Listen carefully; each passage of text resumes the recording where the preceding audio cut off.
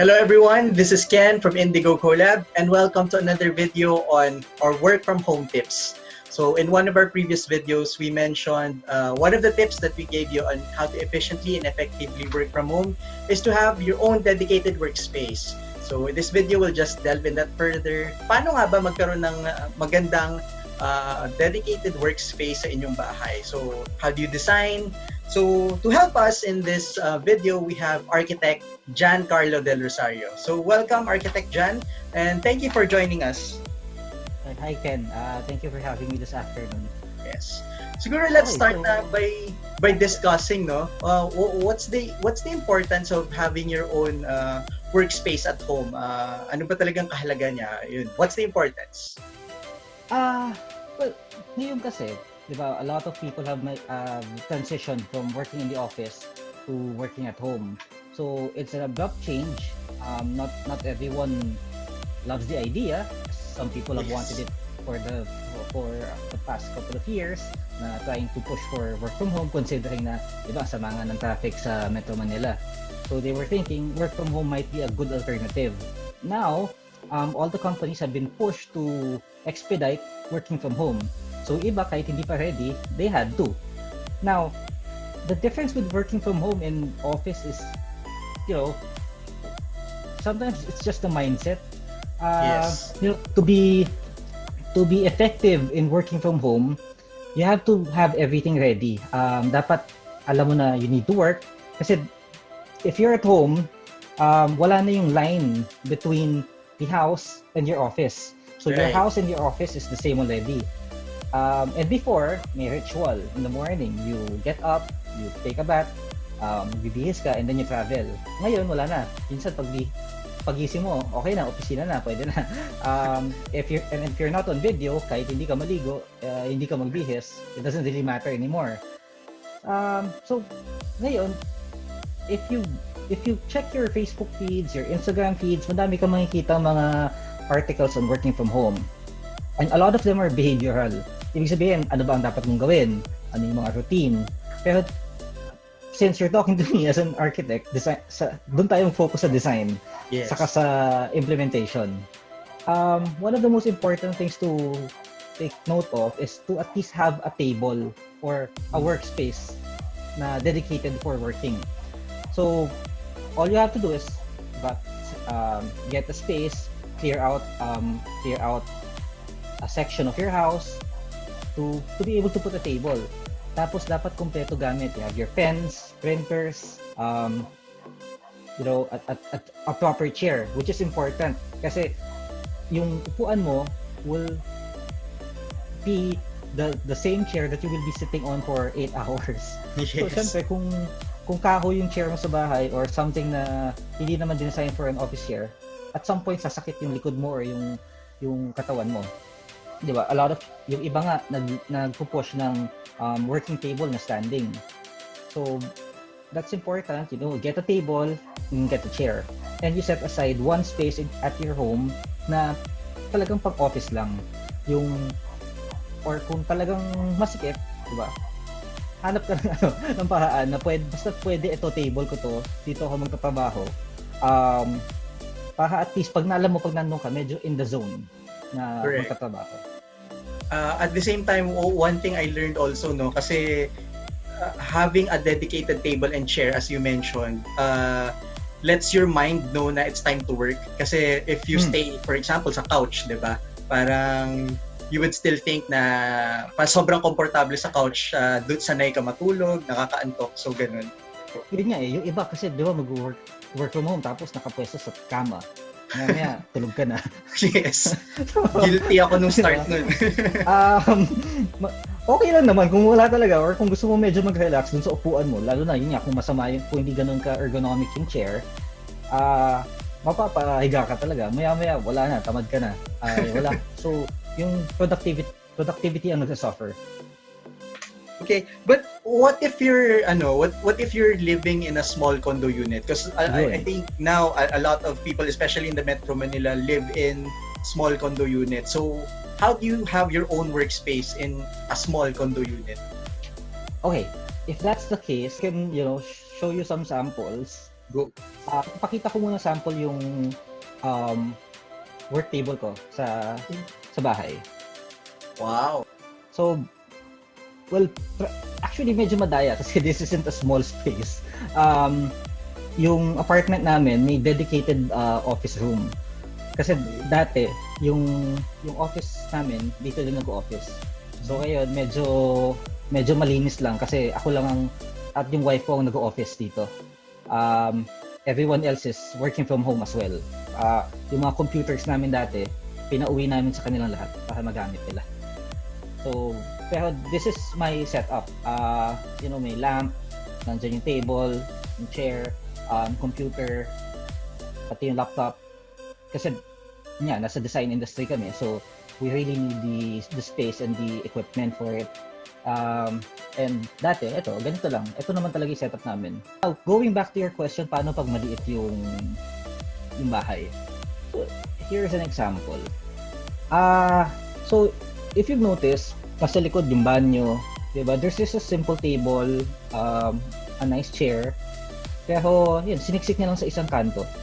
It doesn't really have to be big, as long as, you have your own space, may table, may chair. Yun naman ang pinaka-importante. Kailangan lang may designated space ka. So, para at least, para maisip mo nang tatrabaho ka. Here's another, medyo, considering na may space ka na may corner na pwede paglagyan, paano kapag, kunwari, may mga bata, may mga maiingay, pag ganun, usually, di ba, siguro naman may mga kwarto, the best place would, or at least an alternative place to put your office is in the bedroom. Ayan, maliit lang yung space, but you made it work. Merong yung yung desk niya katabi na mismo ng kama. So that's one option. Itabi mo na at least if your kids are running around in the morning, and everyone else is awake, diba? You need some privacy. So at least in the bedroom, kung wala naman tumatambay doon, then you might as well use it. I'll show you another example. Ganun din. It's right beside the bedroom, the bed. Nag-set up lang siya. If yung iba ang ginagawa, magpapa-set up pa, may foldable table. So it folds along the wall, ibababa lang nila pag kailangan. So those are the things you can do at home. You don't have to spend for construction, to build things. Ang importante lang naman sa working from home, makapag-set up ka ng table saka ng space. Yes. And at some point, masasanay ka kasi ako, ever since I started working, sa bahay lang naman, home-based talaga kaming office. So you'll get used to it. Minsan, makulit talaga yung mga bata or may maiingay. But, it's there and at some point, everyone's going to adapt to it. Yun yan, minsan, pag tumawag ko sa mga call center ngayon, pag mga service, minsan may marinig ka mga manok, di ba? Aso tumatawag. So, parang normal na siya sa ngayon. And think about it this way. If you're commuting daily, wala na yung cost na yun eh. Saka yung additional time na madadagdag na save mo from commute na before, let's say, at least 1 hour, minsan kulang pa, di ba? 2 hours, 3 hours, papunta. So pabalik, parang 4 hours ka, uwian. So yun, nabawi mo na yun. You can use that for your own personal well-being. Pwede kang matulog pa, additional, or learn something new, try something different. So yun, it's all about the mindset of working from home. Although yun nga, admittedly, it doesn't really work for everyone. Minsan yung iba, they need the collaboration. They need to be working with people. Lalo na yung mga may mga team. Minsan ang hirap gumalaw kapag lahat kayo nasa iba't ibang lugar. Tapos challenge pa minsan yung internet. But people adapt. Let's just make this work for now. And malay nyo, within the coming months, may mag-improve na system for you and it works for everyone. Hopefully, no? Kasi kasi yung trend of working from home, like you mentioned kanina, it already started even before the pandemic. The pandemic merely fast-tracked na lahat talaga, a lot of companies now are required to do this kasi hindi na pwede. So yeah, I think a lot of people are adjusting, pero like you said, kakayanin naman. We just have to adapt and live in this new setup. Saka think about it this way, if you are able to work from home, swerte na kayo. Kasi not a lot of Yes. people can. Yes, agree. So kami, may construction, department. Lahat ng construction workers namin, halos lahat walang trabaho. Kasi hindi din naman allowed ang construction eh. So, kahit gusto nila mag-work from home, paano? Yung site nasa ibang lugar. So if you're able to work from home, make the most out of it. Kasi not a lot of people have the luxury of working from home. Okay. So, summarize ko lang, no, based on our discussions earlier. One tip is to have yung mga materials ready, like pens, anything na kailangan nandyan sa tabi mo lang. Have a dedicated chair and table. And think of it this way, siguro mapapagastos ka man, let's say hindi malaki, mapapagastos ka bumili ng table, but think of the savings that you get from not commuting then. And it's really a mindset. Yung ibang companies, you might as well ask, baka naman may pa table or may pa share yung company nyo. Some have given stipends to their employees for them to get additional equipment at home. So another tip, you just have to ask, di ba? You have to ask. Try asking. So ayun, any more tips before we end this, Architect Jan?